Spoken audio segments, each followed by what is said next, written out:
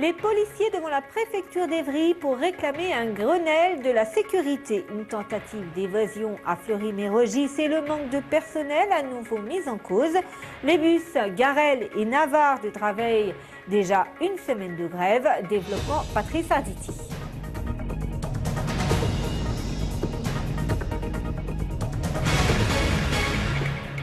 Bonsoir. Plusieurs syndicats de policiers ces derniers jours avaient lancé des appels à des manifestations ou des rassemblements. À la suite, on s'en souvient, de la mise en examen pour homicide involontaire de l'un d'eux, des rendez-vous devant les préfectures pour réclamer un Grenelle de la sécurité et l'instauration d'un principe de la présomption de légitime défense dans la police nationale. Christophe Garnier.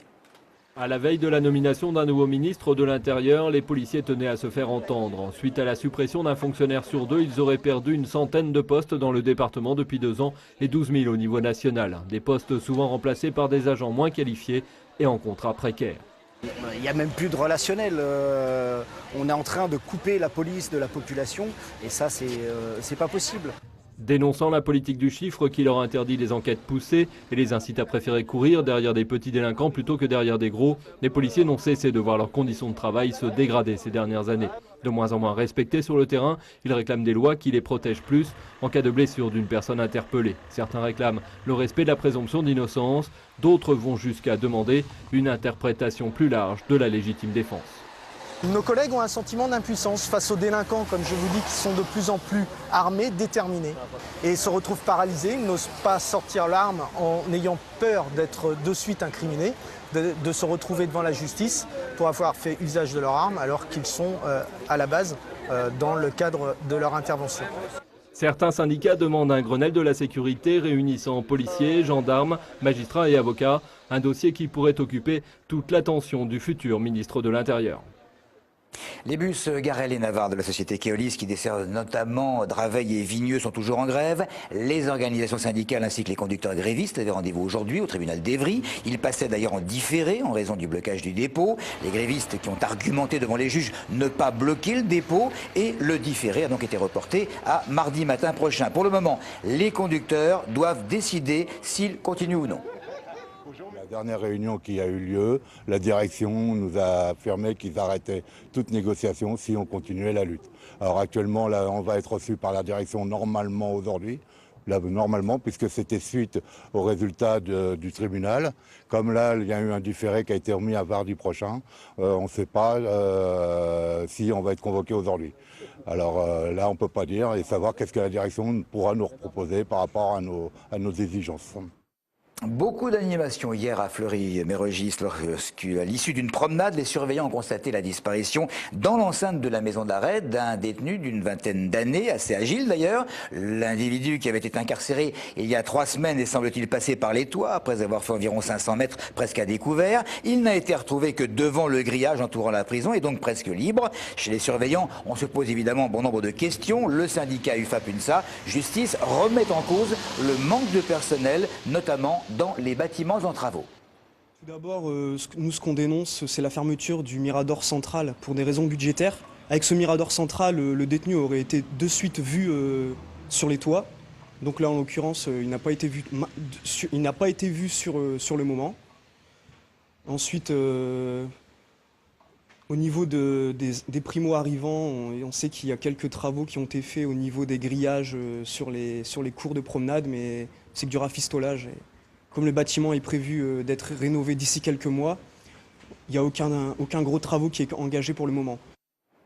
Difficile de dire ce qu'ont donné hier au tribunal d'Évry les confrontations entre Georges Tron et ses 2 accusatrices. Si les plaignantes ont volontiers expliqué aux médias qu'elles se sentaient soulagées et confiantes, les avocats du député maire de Draveil ont été plus discrets, mais laissant néanmoins entendre que les accusations d'abus sexuels des 2 femmes avaient été réduites en miettes. C'est mercredi prochain que le gouvernement du nouveau président de la République devrait être connu. Ministres et secrétaires d'État vont rapidement se mettre au travail. Cela dit, il y a un certain nombre de priorités. Une équipe est allée demander aux Essonniens quelles mesures véritablement ils attendent en priorité de ce premier gouvernement. Absolument rien. Ça sera pire qu'avant, c'est mon point de vue. Voilà. Mais ça ne passera pas, ça, vous voyez. Hein. Ça sera mon point de vue, parce qu'on dépend de l'Europe, on n'a pas assez parlé de l'Europe. Et la France est un petit point dans l'Europe, point. Ou un grand point si vous voulez, mais il faut quand même, à mon avis, parler de l'Europe avant. Pas une mesure en priorité, simplement une prise en compte de l'humain dans la politique en général. Après, je ne suis pas assez féru en politique pour savoir ce qu'il faut faire en premier lieu. Voilà. Je vais peut-être revoir la politique des salaires, mais de façon équitable.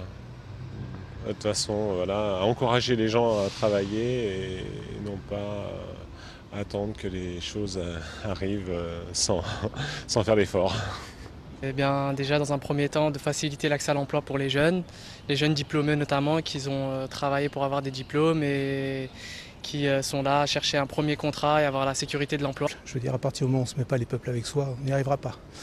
Donc, quand on regarde ce qui se passe en Grèce, il ne faudrait pas non plus que ça se passe partout pareil. Réduire la dette pour qu'on s'en sorte, quoi, collectivement. Rien. Qui tient ses promesses, c'est tout, c'est déjà pas mal.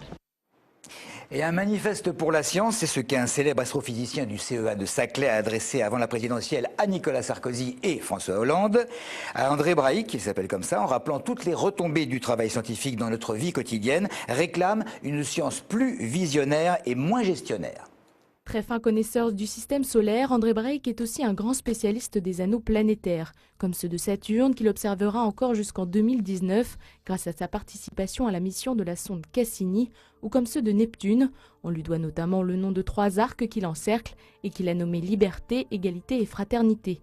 Persuadé que s'il existe de la vie dans l'espace, notre génération la découvrira, il recherche tout particulièrement la présence d'eau, d'énergie et de chimie organique, les 3 conditions à la vie. Callisto, satellite de Jupiter, Encelade, satellite de Saturne, Titan, satellite de Saturne, et Triton, satellite de Neptune, il y a des mers souterraines qui sont très agitées, bouillonnantes, qui sont surmontées de geysers, et nous avons de l'eau liquide, nous avons de l'énergie, nous avons une chimie organique complexe. Alors je ne suis pas en train de vous dire qu'il y a là-bas des baleines et des dauphins, et qu'on va aller les capturer. Non, non, je suis en train de vous dire qu'on a un endroit, à notre grande surprise, on a des endroits, à notre surprise, où les conditions pour la vie sont réunies. Pour André Braic, l'avenir est dans l'espace et la Terre n'est que le berceau de l'homme dont il faut sortir pour trouver les richesses futures. La matière première de demain, le fer, le nickel, même l'eau, etc., ou même l'hélium 3, l'hélium 4, qui pourraient être des carburants pour l'énergie, eh ben, on le trouvera ailleurs que sur Terre.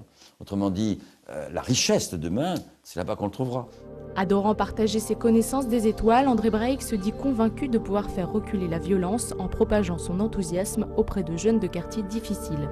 J'ai une plaisanterie que je sors souvent aux hommes politiques, je leur dis quand vous avez des problèmes dans les banlieues, envoyez les astronomes d'abord, la police après. En expliquant les merveilles de l'univers, les astronomes comme André Braic font parfois vaciller les anciens modèles philosophiques et reposent des questions aussi fondamentales que qui sommes-nous, d'où venons-nous, où allons-nous?